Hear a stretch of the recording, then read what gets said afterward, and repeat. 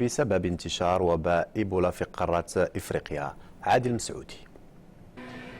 أكد الاتحاد الدولي لكرة القدم فيفا أن النسخة 11 لكأس العالم للأندية 2014 لكرة القدم ستقام بالمغرب كما كان مقررا ما بين 10 و20 دجنبر المقبل، مفندا الإشاعات التي رشت قبل أيام بشأن إمكانية تغيير مكان إقامة البطولة بسبب تفشي وباء إيبولا في بعض الدول الإفريقية.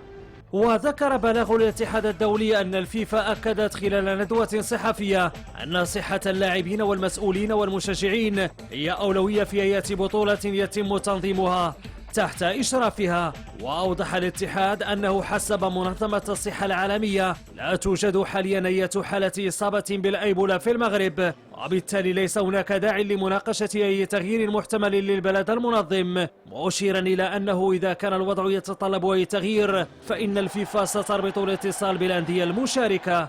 وأعلن الاتحاد الدولي أنه سيرسل مذكرة إلى جميع الأندية المشاركة تتضمن معلومات طبية تتعلق بالبطولة، وذلك حوالي شهرين قبل بدايتها، مذكرا بأن الأمر يتعلق بإجراءات معمول بها لدى الفيفا في جميع المسابقات التي تنظمها. ويستضيف المغرب نهاية العام الجاري كأس العالم للأندية للمرة الثانية على التوالي بعد الأولى السنة الماضية، نسخة ستحتضنها مدينتي مراكش والرباط، وسيكون فيها نادي المغرب التطواني ممثلا لكرة القدم الوطنية.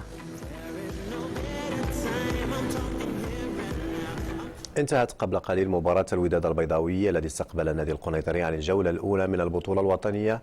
المباراة انتهت لصالح أبناء المدرب الويلزي توشاك ب3-1. الهدف الأول جاء عن طريق اللاعب رضا الهجوج في الدقيقة 17. بعدها فريق النادي القنيطري